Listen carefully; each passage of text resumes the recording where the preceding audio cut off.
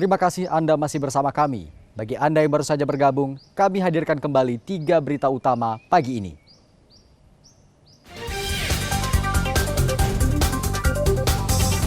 Hujan deras yang mengguyur Kabupaten Aceh Utara dalam beberapa hari terakhir menyebabkan 3 kecamatan dilanda banjir.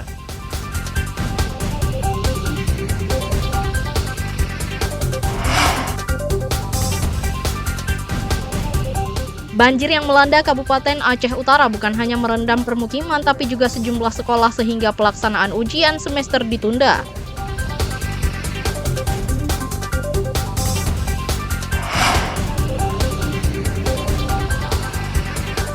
Sejumlah siswa sekolah luar biasa Aceh menunjukkan kebolehannya pada peringatan Hari Disabilitas Internasional.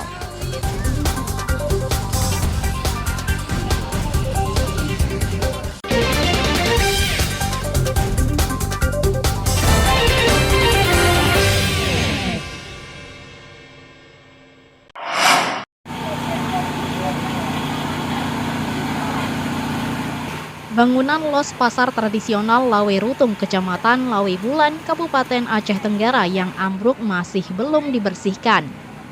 Puing-puing bangunan masih dipasang garis polisi, namun warga nekat melintas di antara reruntuhan. Puing-puing bangunan masih porak-poranda atau belum dirapikan. Petugas PLN sudah memutuskan sejumlah jaringan yang masih dialiri listrik agar tidak membahayakan, namun transaksi di pasar tetap berlangsung. Ambruknya bangunan pasar akibat tiang penyangga yang keropos hingga patah. Beberapa bagian bangunan yang lain juga sudah keropos. Kejadiannya Pak jam 11 kira-kira. Kami lagi duduk-duduk di sini Pak, tiba-tiba ambruk. Jadi keinginan kami tolonglah Bapak Pemda yang bersangkutan, tolong secepatnya dibersihkan. Karena kan mengganggu aktivitas sehari-hari kami seperti kami jual-jualan nih. Tolonglah Pak dipercepat. Berarti selama 1 hari udah kejadian ini belum ada upaya pemerintah daerah untuk membersihkan ini? Setahu kami belum ada yang membersihkan ya Pak. Dan bisa Bapak lihat sendiri ini masih porak-poranda, nggak ada sedikit pun pembersihan sampai hari ini.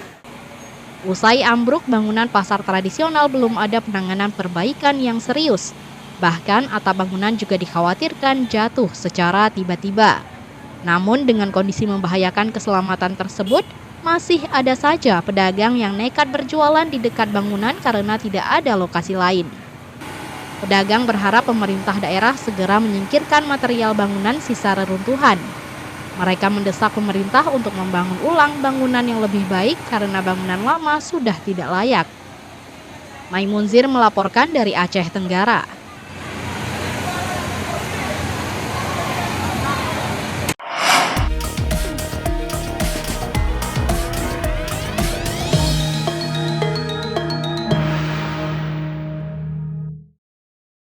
Kabupaten Aceh Utara membuka kotak tersek C Komisi. Rekapitulasi perolehan suara Pilkada 2024 tingkat kabupaten mulai berlangsung.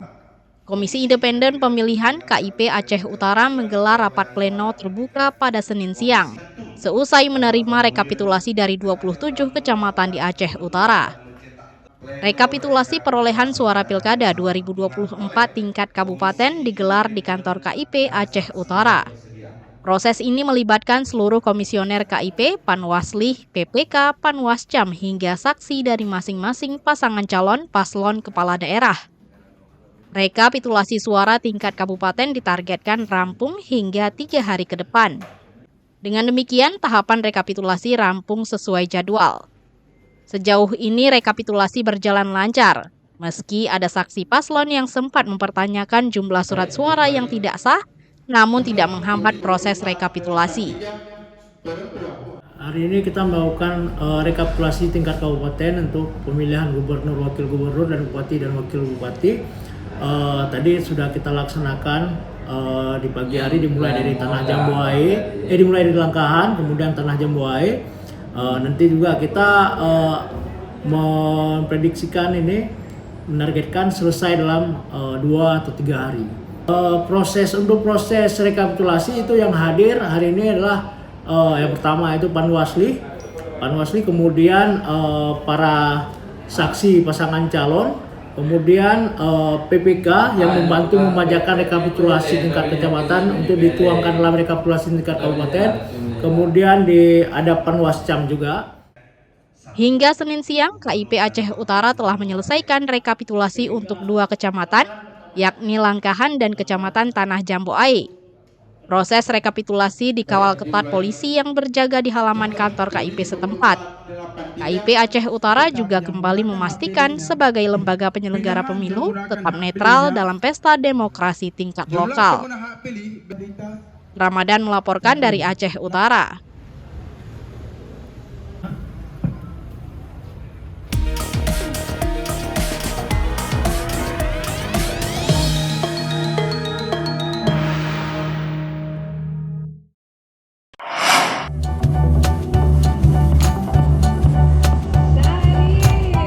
Sejumlah siswa sekolah luar biasa SLB Pembina Provinsi Aceh mengikuti aneka lomba dalam rangka menyambut Hari Disabilitas Internasional.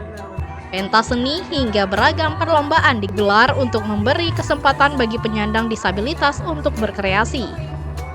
Gembira dan bersenang-senang bukan hanya milik siswa normal. Mereka yang berkebutuhan khusus pun bisa mewujudkan bakat dan potensi sesuai kemampuannya. Suasana di SLB Pembina Aceh riuh rendah. Sejumlah siswa menunjukkan kemampuannya memperagakan busana di atas pentas layaknya peragawati profesional. Mereka sangat percaya diri tampil di depan penonton. Selain peragaan busana, lomba azan dan bazar UMKM juga ikut memeriahkan Hari Disabilitas Internasional. Jadi proses daripada kegiatan kerajinan vokasional yang ada di SLB Negeri Pembina, baik dari perikanan, tadi ada ternak lele ya Pak, kemudian dari budidaya tanaman, ada melon, jagung, sayur-sayuran dan sebagainya, kerajinan tangan, tata boga, tata rias, desain grafis, sampai pada melukis dan membatik, juga ada barista tadi Pak. Jadi setiap kegiatan keterampilan anak-anak itu kami munculkan di sini gitu.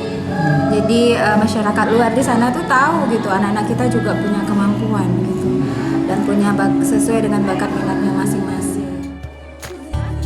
Panitia juga menampilkan berbagai kerajinan tangan siswa mulai tata boga, merias dan melukis hingga seni membatik. Pentas seni lainnya ikut memeriahkan kegiatan ini. Sebanyak 152 siswa-siswi dengan berbagai jenjang pendidikan saat ini menempuh pendidikan di SLB Pembina Provinsi Aceh. Mereka berasal dari 23 kabupaten kota di Aceh dengan berbagai latar belakang dan keterbatasan. Tim Liputan melaporkan dari Aceh Besar.